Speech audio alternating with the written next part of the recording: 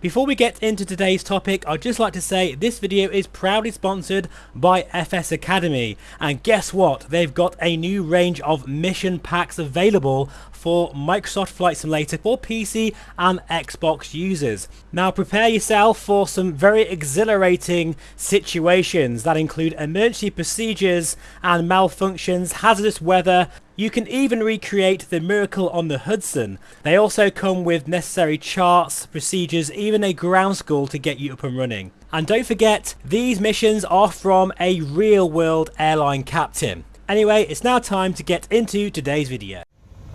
Hello folks, welcome to MSFS, and it's time to confess really which VR headset is my personal favourite. Now, this probably doesn't mean much to you in terms of a review, you know, we all have our different characteristics of a VR headset that's important to us. But, you know, if I had £1 for every time someone asked me, what is your favourite VR headset right now, I would be very rich. So, do you know what?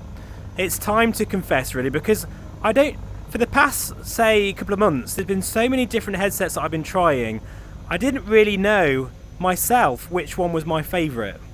But now I've finally come to the conclusion, I really have. And this is based upon one simple thing.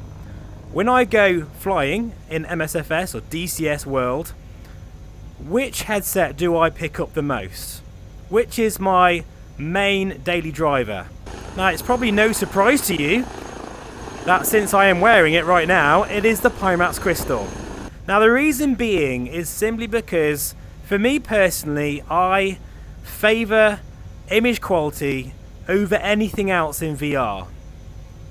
That includes also having off-ear audio. It's always been something that it's been so important to me ever since getting a CV1 and then the Reverb G1 and G2. And when I went to the Rift S before the Reverb, I just hated the audio in that thing. It was terrible, of course. And even with the Vive Aero, which has been my favourite headset now for over 2 years running, I do miss that integrated audio solution. So together with the QLED panel and the local dimming, and the fact that, I know it sounds strange, but I find this headset quite comfortable, even though it obviously is too big and heavy. But because it kind of sits on your head like a helmet, it kind of feels like I'm wearing a helmet in this right now. Like, in fact, actually no, that's a bad example, you're just wearing headphones, but you know what I mean? Sometimes pilots do wear helmets, it kind of feels like that. It is the headset I always use the most. Now, at one point, it was nearly the big screen beyond, because I love the form factor of that thing. And the micro OLED, it does beat the Crystal. But unfortunately for me, the glare is just too much of a bigger issue. And the sweet spot it's quite tiny for me personally. And when you go to aspheric lenses, you have 0 God rays, 0 glare, and a massive wide sweet spot in this thing. You know, the Pimax Crystal is not perfect. I really wish it didn't need a battery. I wish that Pimax could make a PC VR only version of this headset. But when it's all said and done, for flight simulation, I've no idea what it's like playing Beat Saber on roller skates, but for flight simulation, sat down in my motion rig, this is my favourite VR headset. It is. Feel free to disagree in the comments, you know, and I appreciate we have a lot of competition out there now, and in the high-end PC VR sort of segment, ironically, we've got more options than the sort of mid-range VR headsets out there. And the reason why I'm telling you this now is because I have now had the headset for months and months and months, and it has been rock solid for me personally. I don't know what it's like for you out there, but the reliability factor, I've got probably 500 hours in this thing now, and it's been rock solid.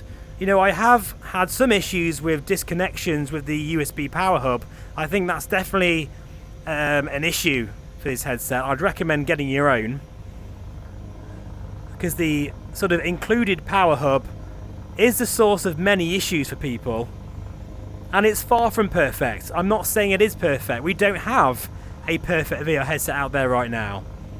But for flight simulation, which is a niche, admittedly, it is the Crystal.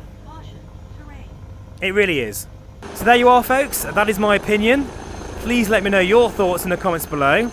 And if you are looking for a Pimax Crystal and these videos have been useful to you, I do have an affiliated link in the description below. That makes no difference to my opinion. If this was a rubbish headset, I'll still tell you.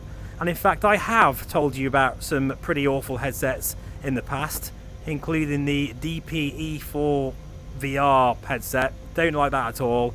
The HTC Vive Pro 2. That was also a dodgy headset. So, you know, I'm only saying this because it's my personal opinion. Warning, terrain. I'm well aware, thank you. Oh. Warning, obstacle. Is it a bit wobbly? We can do it. We can do it. Yes. We made it. That was my first landing. Oh, she is a beauty. You got to admit. And there's definitely a whiff of Airwolf about her as well. Cue the theme tune.